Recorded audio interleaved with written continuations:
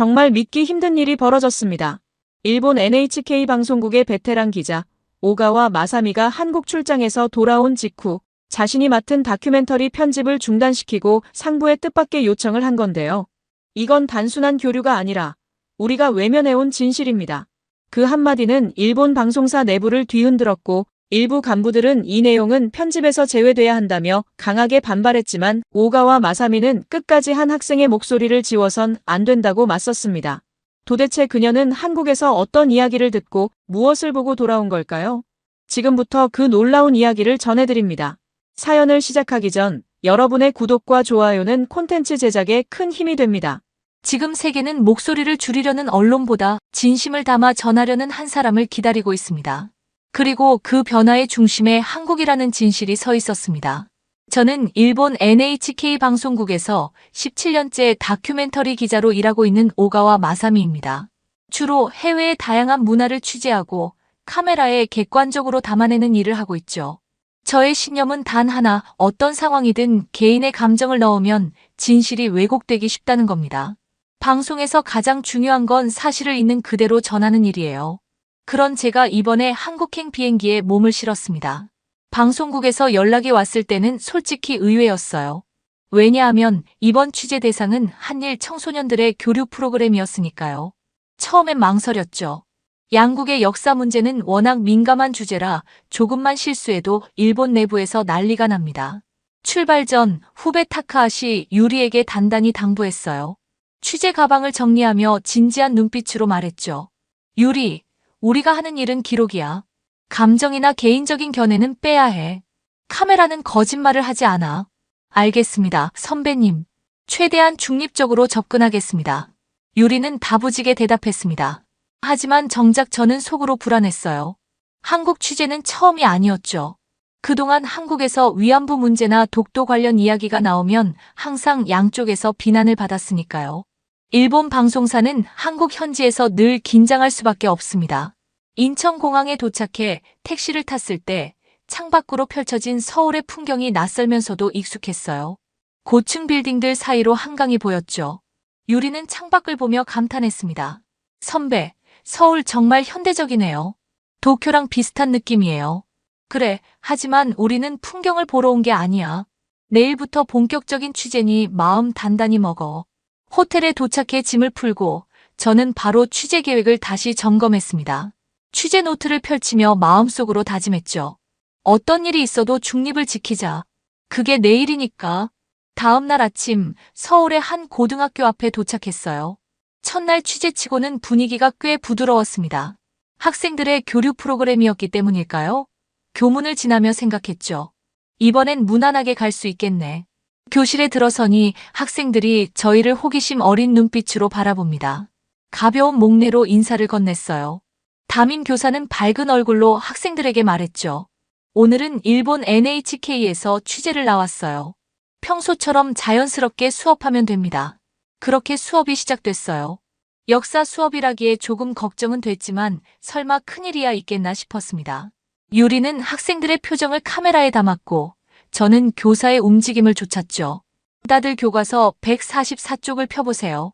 오늘은 근현대사 단원을 공부할 겁니다. 저는 자연스레 학생들 책상으로 카메라를 향했습니다. 그러다 문득 펼쳐진 교과서 내용이 제 눈에 들어왔어요. 순간 제 손이 흔들렸죠. 위안부, 강제징용, 독도. 일본인이라면 누구나 민감할 수밖에 없는 그 단어들이 눈앞에 펼쳐져 있었어요. 저는 카메라를 들고 그 자리에 잠시 멈춰 섰습니다. 예상하지 못했던 상황에 숨이 턱 막히는 느낌이었죠. 교과서 속 내용이 너무 생생했고 컬러 사진과 함께 적나라하게 표현되어 있었어요. 제 손가락이 카메라 렌즈를 감싸는 순간 이상하게도 마음이 흔들렸습니다. 문득 교사가 제게 다가왔어요. 오가와 기자님 괜찮으신가요? 얼굴이 좀 창백해 보이네요. 네, 그럼요. 아무 문제 없습니다. 입으로는 괜찮다고 대답했지만 사실 그렇지 않았어요. 카메라를 다시 들어 올렸지만 방금 본 그 교과서 페이지가 제 머릿속에서 지워지지 않았습니다. 손끝이 미세하게 떨리는 걸 느끼며 숨을 깊게 들이마셨어요. 냉정하게 오가와 중립을 지켜야 해. 스스로에게 속삭이듯 다짐했죠. 교사는 자연스럽게 수업을 이어갔습니다. 칠판에 일제강점기 강제동원이라고 적으며 말했어요. 1939년부터 1945년까지 약 60만 명의 조선인들이 일본으로 강제 동원되었습니다. 이들은 탄광, 건설 현장, 군수공장 등에서 가혹한 노동을 했죠. 학생들은 놀랍도록 진지한 표정으로 필기를 했습니다. 저는 그들의 모습을 담으면서도 내 귀에 들리는 내용이 믿기지 않았어요. 일본에서 우리는 이런 표현을 쓰지 않습니다. 전시 노동자 모집이나 국가총동원법에 따른 조치라는 표현을 써요. 강제라는 단어는 거의 사용하지 않죠. 제 옆에 있던 유리가 작게 속삭였습니다. 선배, 이 내용 그대로 방송해도 될까요? 저는 아무 말도 하지 않고 고개만 끄덕였어요. 하지만 속으로는 갈등이 일었죠. 이건 한국의 시각일 뿐이야. 객관적인 역사라고 할 수 없어. 수업은 계속 이어졌고 교사는 다음 페이지로 넘어갔습니다. 그때 눈에 들어온 것은 위안부 할머니들의 흑백 사진이었어요. 노인이 된 그들의 얼굴에 깊게 패인 주름과 슬픔이 가득한 눈빛이 렌즈를 통해 제게 꽂혔습니다. 일본군 위안부는 일제에 의해 성적 착취를 당한 피해자들입니다. 처음에는 간호사나 공장 일자리를 미끼로 속여 데려간 뒤 강제로 위안소에서 일하게 했어요. 카메라를 내리고 싶은 충동이 들었습니다. 이건 제가 알고 있는 역사와 달랐어요. NHK에서는 위안부라는 단어 자체도 조심스럽게 다루고 전시 위안부라는 표현을 쓰거나 때로는 그 문제라고 애둘러 표현하죠. 하지만 여기서는 그렇게 직접적으로 말하고 있었어요. 잠시 촬영을 멈추고 교사에게 다가갔습니다. 실례지만 이런 내용이 교과서에 실려 있어도 되는 건가요? 조금 편향된 시각이 아닌가 싶어서요. 교사는 저를 바라보며 조용히 미소 지었어요. 오가와 씨, 우리는 숨기지 않아요. 아이들에게 진실을 보여줘야 하니까요.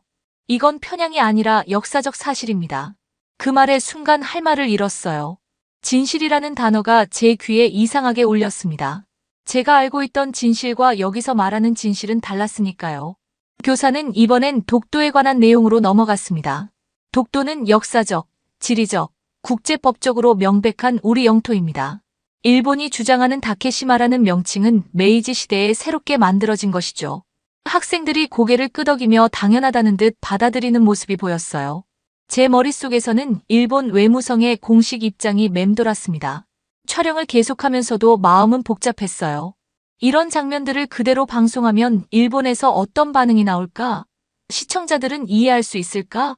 아니, 그 전에 편집부에서 이런 내용을 그대로 내보내기나 할까? 질문들이 꼬리에 꼬리를 물고 이어졌죠. 수업이 끝날 무렵 한 학생이 질문했습니다. 선생님, 일본 사람들은 이런 역사에 대해 어떻게 배우나요? 교사는 잠시 생각하더니 대답했어요. 일본의 교과서에는 이런 내용이 많이 축소되어 있거나 표현이 달라요. 예를 들면 강제징용이라고 하지 않고 징용이라고만 표현하죠. 그 순간 모든 학생들의 시선이 저를 향했어요. 얼굴이 화끈거렸습니다. 마치 제가 그런 교육 시스템의 일부인 것처럼 느껴졌죠. 심장이 빠르게 뛰기 시작했고 손에 땀이 배었어요. 수업이 끝나고 교실을 나오는데 담임 교사가 저를 불렀습니다. 오가와 씨, 혹시 불편하셨다면 죄송합니다. 하지만 저희는 매년 일본 학생들과 교류 프로그램을 진행하면서 서로의 관점을 이해하는 시간을 갖고 있어요. 평화로운 미래를 위해서는 과거를 정직하게 마주해야 한다고 생각합니다. 제 입에서 나온 대답은 생각보다 솔직했어요. 저도 그렇게 생각해요. 다만 이런 내용을 처음 접하는 일본 시청자들에게 어떻게 전달해야 할지 고민이 됩니다. 교사는 따뜻한 눈빛으로 저를 바라봤습니다. 진실은 때로 불편할 수 있지만 그것을 마주하는 용기가 필요한 것 같아요. 오가와 씨라면 잘할 수 있을 거예요. 복도를 걸어 나오며 유리와 눈이 마주쳤어요. 유리의 표정에도 혼란이 가득했죠. 선배, 방금 수업 내용이 조금 충격적이었어요. 우리는 학교에서 이렇게 배우지 않았는데. 제 목소리가 예상보다 작게 나왔습니다. 유리, 우리가 알고 있던 역사와 다를 수 있어. 하지만 우리의 역할은 기록하는 거야. 판단은 시청자들이 하도록 하자.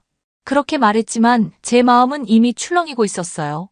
호텔로 돌아와 촬영한 영상을 검토하면서도 교실에서 본 광경이 계속 머릿속을 맴돌았습니다. 학생들의 진지한 표정, 교과서의 선명한 사진들, 그리고 교사의 확신에 찬 목소리까지 마치 다른 세계를 들여다본 듯한 느낌이었어요. 창밖으로 서울의 밤 풍경을 바라보며 생각에 잠겼습니다.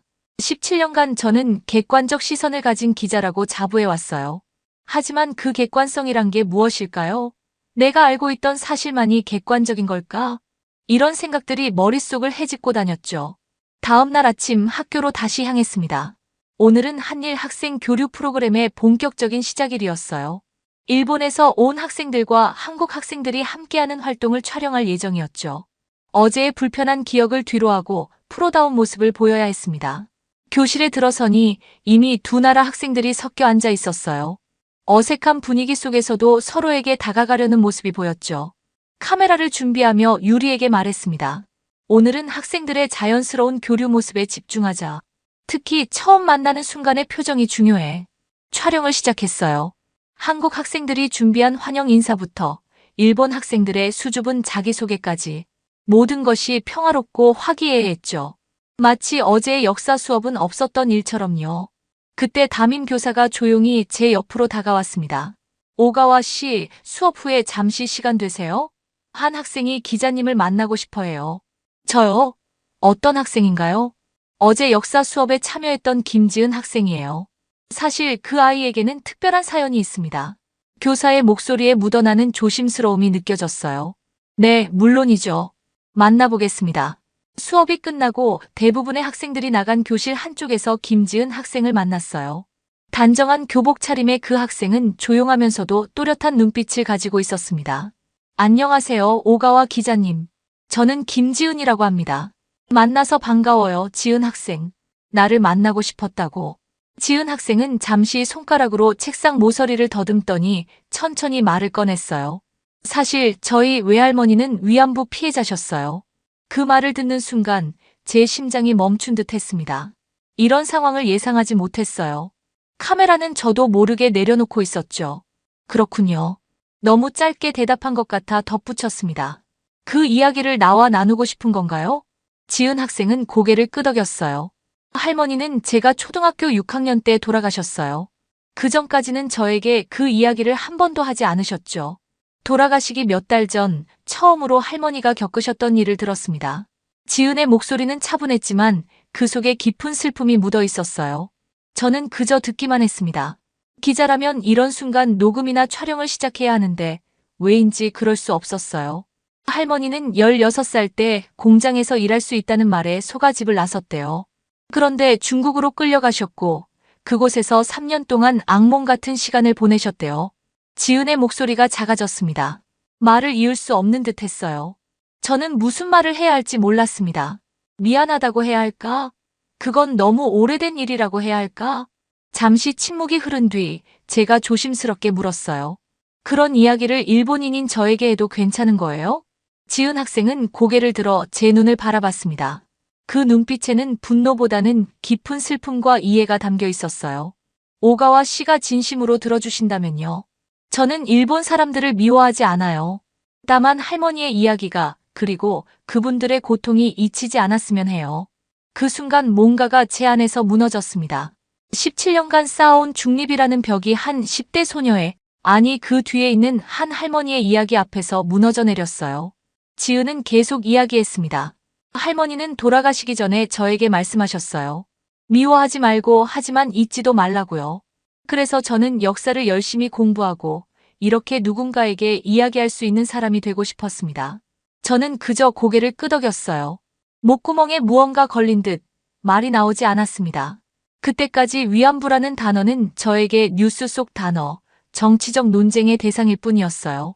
하지만 지금 그것은 한 소녀의 할머니, 실존했던 한 인간의 이야기가 되었습니다. 지은아, 내 이야기를 들려줘서 고마워. 정말 진심으로. 지은은 조용히 미소 지었어요. 기자님, 이 이야기를 일본 사람들에게도 들려주실 수 있나요? 제 할머니만의 이야기가 아니라 많은 할머니들의 이야기니까요. 그 질문에 바로 대답할 수 없었습니다. 저는 기자입니다. 기록하는 사람이죠. 하지만 이 이야기를 그대로 방송할 수 있을까요? 일본 시청자들은 받아들일 준비가 되어 있을까요? 호텔로 돌아가는 길, 택시 안에서 창밖을 바라보며 생각했습니다. 내가 지금까지 기록해온 것은 진실일까? 아니면 내가 보고 싶었던 진실의 일부에 불과한 걸까? 그리고 그 질문은 또 다른 질문으로 이어졌어요. 나는 앞으로 무엇을 기록해야 할까? 호텔 방문을 열자마자 노트북을 펼쳤습니다. 노트북으로 인터넷 검색을 시작했어요. 일본어로 위안부를 검색하자 나오는 결과들은 대부분 강제성 증거 없음, 모집에 응한 여성들, 당시 상황에서 불가피했던 조치 같은 내용이었습니다. 유리가 제 어깨 너머로 화면을 보더니 말했어요. 선배, 지금 뭘 하시는 거예요? 저는 대답 대신 한국어로 위안부를 검색했습니다. 이미지 검색 결과만으로도 충격적이었어요. 수요 집회 사진, 할머니들의 증언 영상, 각국의 위안부 소녀상 모습까지. 그리고 문득 생각이 났어요. 지난 3년간 NHK에서 방송된 위안부 관련 내용을 찾아봐야겠다고요. 방송국 내부 아카이브에 접속했습니다. 검색 결과는 고작 5건. 그것도 대부분 한일 관계의 걸림돌, 양국 간 외교 마찰의 원인 정도로만 언급된 짧은 뉴스였어요. 그중 하나를 클릭해서 재생했습니다. 앵커의 목소리가 나왔어요.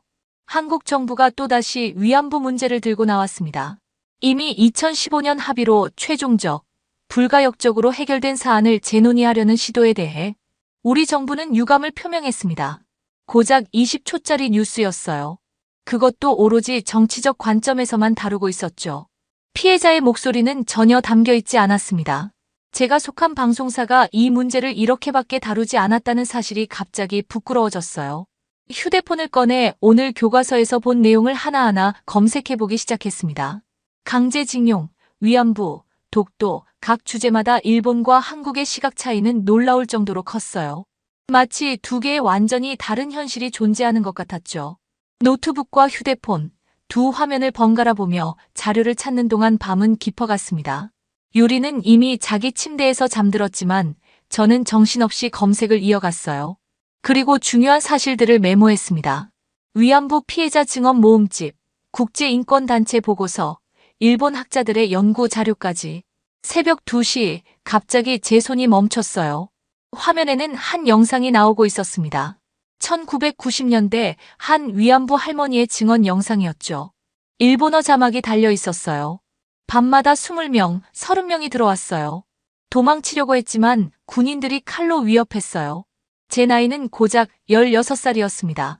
할머니의 주름진 얼굴, 떨리는 손, 눈물 고인 눈을 보는 순간 가슴이 찢어지는 듯 했습니다. 지은이 말했던 할머니가 떠올랐어요. 그리고 문득 깨달았습니다. 우리는 이런 내용을 방송한 적이 없다. 두 손으로 얼굴을 감싸고 깊은 한숨을 내쉬었어요. 17년간 기자로 일하면서 진실을 전한다고 자부했지만 어쩌면 나는 진실의 일부만 보고 있었던 건 아닐까요? 내가 선택한 중립이라는 시선이 사실은 회피에 불과했던 건 아닐까? 책상 위에 놓인 카메라를 바라봤습니다. 그 렌즈를 통해 세상을 보고 기록해왔지만 그 화면 안에 담기는 것은 결국 내가 선택한 현실에 불과했어요. 렌즈 바깥의 세상, 프레임 밖으로 밀려난 이야기들이 있다는 걸 이제야 깨달았죠. 시계를 보니 새벽 3시가 넘었습니다. 하지만 잠은 오지 않았어요. 노트북을 다시 열고 지금까지 촬영한 영상을 하나하나 살펴보기 시작했습니다. 교실에서의 수업 장면, 학생들의 표정, 교사의 설명, 그리고 문득 한 장면에서 멈췄어요. 카메라에 담긴 지은의 모습이었습니다. 비록 인터뷰는 촬영하지 않았지만 수업 중에 그녀를 몇 번 담았더군요. 진지하게 필기하는 모습, 역사 교과서를 펼쳐보는 모습, 그 눈빛 속에 담긴 의미를 이제야 알 것 같았어요. 메일함을 열어보니 NHK 본사에서 온 메시지가 와 있었습니다. 오가와 팀장님, 첫날 촬영분 잘 받았습니다. 다만 역사 수업 부분은 편집 과정에서 신중히 다루어야 할 것 같습니다.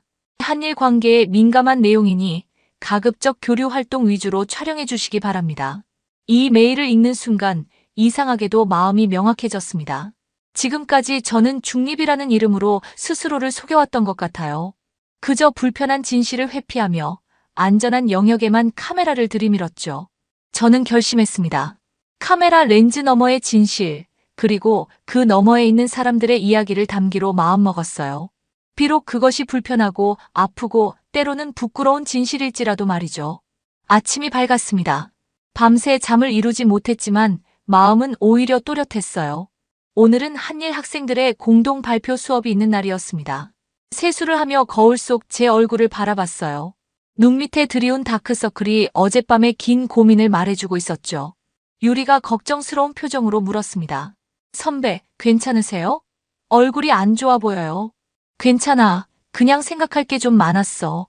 아침 식사를 하면서 오늘의 촬영 계획을 점검했습니다. 일본 본사에서 온 메일을 다시 읽어보았어요.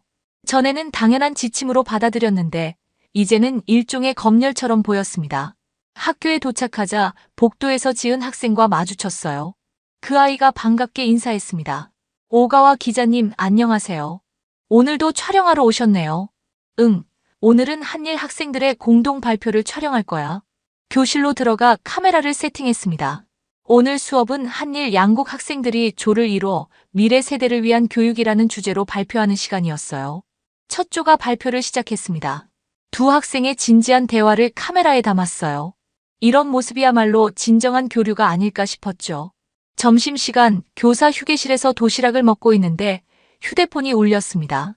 일본 본사의 편집부장 나카무라 씨였어요. 오가와 씨, 어제 보내준 영상을 봤습니다. 역사 수업 장면이 좀 민감한 것 같은데요. 네, 그렇죠. 하지만 실제 한국 교실에서 일어난 일입니다. 나카무라 부장의 목소리가 단단해졌어요. 우리는 교육 교류 프로그램을 다루는 것이지 역사 논쟁을 하려는 게 아니잖아요. 시청자들은 불편해할 겁니다. 숨을 깊게 들이마셨습니다. 예전에 저라면 바로 수긍했겠지만 이번엔 달랐어요. 나카무라 부장님, 제가 본 것을 그대로 전하는 것이 기자의 의무라고 생각합니다. 한국 학생들이 어떤 교육을 받고 있는지, 그리고 그것에 대해 일본 학생들이 어떻게 반응하는지, 이 모든 것이 교류의 일부 아닐까요? 전화 너머로 한숨 소리가 들렸습니다. 오가와 씨, 당신 경험이 풍부하니까 잘 알 거라고 생각했는데 이런 민감한 사안은 중립적으로 다뤄야 합니다. 강제징용이나 위안부 같은 표현은 가급적 자제하고 전시 노동자, 위안부 문제 정도로 순화해서 편집하세요. 전화를 끊고 나니 머리가 무거워졌어요. 중립적이라는 그 말이 이제는 공허하게 들렸습니다. 그것은 진실을 있는 그대로 보여주는 게 아니라 누군가에게 불편하지 않게 포장하는 것에 불과했어요. 오후 촬영이 끝나고 호텔로 돌아와 유리와 함께 오늘 촬영한 영상을 검토했습니다. 한일 학생들의 진지한 토론 장면, 서로 다른 교과서를 비교하는 모습, 그리고 발표 후 서로를 이해하려 노력하는 표정들까지. 유리가 물었습니다. 선배, 이런 장면들 방송에 나갈 수 있을까요? 말을 끝맺지 못하는 유리의 표정에서 저와 같은 고민이 느껴졌어요. 그 아이도 무언가 변하고 있었죠. 솔직히 말하면 어려울 수도 있어. 하지만 우리가 할 수 있는 건 진실을 기록하는 거야. 그 이후의 일은 또 다른 싸움이겠지. 창밖으로 서울의 밤 풍경을 바라보며 생각했어요. 내일이면 마지막 촬영이 있고 곧 일본으로 돌아가야 합니다. 그곳에서 저는 또 다른 싸움을 시작해야 할지도 모르겠다고 생각했죠. 아침 일찍부터 이메일함을 확인했습니다. 어제 촬영한 영상의 자막 번역 파일이 도착해 있었어요. NHK는 해외 취재 시 현지 언어를 일본어로 번역하는 팀을 따로 운영합니다. 저는 서둘러 파일을 열었죠. 하루 종일 촬영했던 내용 중에서 학생들의 발표와 토론 부분이 가장 중요했으니까요. 자막 파일을 훑어보는데 문득 지은 학생의 이름이 눈에 들어왔습니다. 그 부분을 클릭했어요. 제가 놓쳤던 순간이었나 봐요. 공동 발표 후 질의응답 시간에 지은이 발언한 내용이었습니다. 우리는 역사를 통해 서로를 이해할 수 있어요. 아픈 역사라도 함께 바라보면 그것은 갈등이 아닌 화해의 출발점이 될 수 있습니다. 그리고 이어지는 말에서 제 손이 멈췄어요. 우리는 일본인을 미워하지 않아요. 다만 우리가 겪은 걸 알아주셨으면 해요. 그래야 진정한 친구가 될 수 있으니까요. 그 문장을 읽는 순간 가슴이 먹먹해졌습니다. 지은은 분명 할머니의 이야기를 염두에 두고 이 말을 했을 거예요. 17살 소녀의 입에서 나온 이 말이 어쩌면 모든 위안부 할머니들의 마음일지도 모른다는 생각이 들었죠. 그 아이는 개인적인 아픔을 넘어 역사적 화해를 말하고 있었어요. 유리가 준비를 마치고 저를 불렀습니다. 선배, 출발할까요? 오늘이 마지막 촬영일이네요. 그래, 가자. 학교로 향하는 길, 문득 이런 생각이 들었습니다. 내가 방송할 내용이 검열되거나 편집된다 해도 적어도 나 자신은 진실을 보았다는 사실. 그것만으로도 무언가 변한 거라고요. 오늘은 한일 학생들의 마지막 교류 시간이었습니다. 양국 학생들이 서로에게 편지를 쓰고 작별 인사를 나누는 자리였어요. 교실에 들어서자 어제와는 다른 분위기가 느껴졌습니다. 첫날의 어색함은 사라지고 정말 친구가 된 듯한 편안함이 있었죠. 촬영을 시작했어요. 학생들이 서로에게 쓴 편지를 읽어주는 모습을 담았습니다. 그중 한 일본 학생이 한국어로 열심히 연습한 문장을 더듬더듬 읽는 장면이 인상적이었어요. 한국에 와서 많은 것을 배웠어요. 우리가 몰랐던 역사도 알게 되었고, 무엇보다 여러분이라는 친구를 얻었어요. 고마워요. 그 순간 교실에는 따뜻한 박수 소리가 울려 퍼졌습니다. 제 카메라는 그 순간을 놓치지 않았어요. 렌즈를 통해 보는 풍경이 흐릿해지는 것 같았습니다. 눈물이 고였기 때문이었죠. 지은이 차례가 되었어요. 그 아이는 조용히 편지를 펼쳤습니다. 처음엔 걱정이 많았어요. 할머니 이야기를 생각하면 일본 친구들을 편하게 대할 수 있을지 불안했거든요. 하지만 여러분을 만나고 이야기하면서 알게 되었어요. 우리는 모두 미래를 함께 만들어갈 친구라는 것을요. 말을 마치고 지은이 제 쪽을 바라봤어요. 제게 메시지를 전하는 것 같았습니다. 그 눈빛에는 어떤 의미가 담겨 있었을까요? 점심시간 지은이 저를 찾아왔습니다. 오가와 기자님, 이제 곧 돌아가시나요? 응, 내일 일본으로 돌아가야 해. 지은은 잠시 망설이더니 작은 편지 봉투를 내밀었어요. 기자님께도 편지를 썼어요. 일본에 돌아가서 읽어주세요. 고마워, 지은아. 소중히 간직할게. 교류 행사의 마지막 순서는 단체 사진 촬영이었습니다. 제 카메라가 아닌 학교 선생님의 카메라에 담기는 장면이었죠. 한일 학생들이 나란히 서서 웃는 모습을 보며 생각했어요. 이것이 진정한 화해의 시작 아닐까? 마지막 취재를 마치고 호텔로 돌아왔습니다. 노트북을 켜고 지난 3일간의 영상을 정리하기 시작했어요. 역사 수업 장면, 학생들의 토론, 지은의 발언, 그리고 오늘의 작별 인사까지. 이 모든 것이 하나의 이야기처럼 연결되었습니다. 유리가 제 옆에 앉아 함께 영상을 보았어요. 선배, 이 다큐멘터리는 특별할 것 같아요. 지금까지 우리가 만든 것과는 달라요. 그래, 아마도 그럴 거야.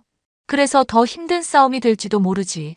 저녁이 되어 짐을 정리하는데 문득 지은이 준 편지가 생각났습니다. 일본에 돌아가서 읽으라고 했지만 지금 읽어도 괜찮겠지? 조심스럽게 봉투를 열었어요. 오가와 기자님께 짧은 만남이었지만 기자님의 진심을 느낄 수 있었습니다. 할머니 이야기를 들어주셔서 감사해요. 기자님이 일본으로 돌아가시면 그곳에서도 저희 할머니들의 이야기를 기억해 주세요. 그리고 언젠가 진실이 널리 알려지는 그날까지 포기하지 말아주세요. 저도 여기서 할머니의 이야기를 계속 전할게요. 건강하세요. 김지은 올림. 편지를 읽고 나니 눈물이 흘렀습니다. 여태껏 참아왔던 감정이 한순간에 터져나왔어요. 뭐가 이렇게 슬픈 걸까요? 아니, 슬픔이 아니라 다른 감정이었습니다. 부끄러움이었을까요? 아니면 책임감이었을까요? 카메라를 내려놓고 조용히 눈을 감았습니다. 그 순간 기자 오가와 마사미가 아닌 인간 오가와 마사미로서 제 마음이 움직였어요. 더 이상 중립이라는 가면 뒤에 숨지 않겠다고 결심했습니다. 비록 그것이 저에게 어떤 결과를 가져올지 예측할 수 없었지만요. 도쿄 하네다 공항에 발을 딛는 순간 이상하게도 낯설게 느껴졌습니다. 3박 4일의 짧은 한국 취재였는데 마치 오랜 여행에서 돌아온 것 같았어요. 집에 도착해서 짐을 풀다가 지은이 준 편지를 다시 꺼내 읽었습니다. 언젠가 진실이 널리 알려지는 그날까지 포기하지 말아주세요. 그 문장이 가슴에 와닿았어요. 이제 제가 해야 할 일이 무엇인지 더욱 명확해졌죠. 다음 날 아침 NHK 본사로 출근했습니다.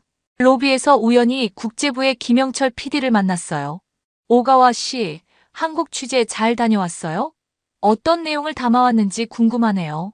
네, 많은 것을 보고 왔습니다. 김 PD님, 오후에 있을 편집회의에 참석해 주실 수 있을까요? 도움이 필요할 것 같아서요. 김 PD는 잠시 망설이더니 고개를 끄덕였습니다. 알겠어요. 가능한 범위에서 도울게요. 국제 다큐멘터리 팀 사무실에 들어서자 동료들이 반갑게 맞아주었어요. 하지만 그들의 눈빛에서 궁금증과 조금의 경계심이 느껴졌습니다. 아마도 제가 가져온 자료에 대한 소문이 이미 돌고 있나 봐요. 오전 내내 영상을 정리하고 편집 계획을 세웠습니다. 점심시간 나카무라 편집부장이 저를 불렀어요. 오가와 씨, 오후 편집회의 전에 잠깐 이야기 좀 할까요? 부장님의 사무실로 따라 들어가자 그는 문을 닫고 자리에 앉았습니다. 한국에서 촬영한 영상 일부를 미리 봤어요. 솔직히 조금 당혹스럽네요. 우리가 애초에 기획한 것은 한일 청소년 교류의 밝은 면을 조명하는 다큐였잖아요. 네, 맞습니다. 하지만 제가 본 교류의 진정한 모습은 단순히 밝은 면만이 아니었어요.